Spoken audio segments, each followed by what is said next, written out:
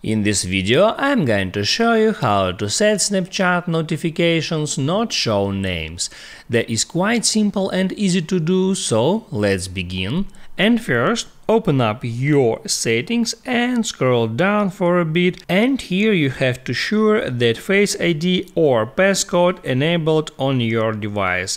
You can open up that option called Face ID and passcode. Now it asks me to enter the passcode, so passcode is enabled on that device, and here at the top I can check that using Face ID for iPhone unlock enabled on that device, and now I can go back and continue scrolling down until I find Snapchat.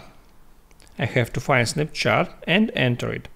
Now there all I have to do is get into notifications, and first I have to allow notifications, and there at show preview I can hit on show preview, and here I can set this option to when unlocked or to never. So now in that case Snapchat will never show you the sender's name on notification.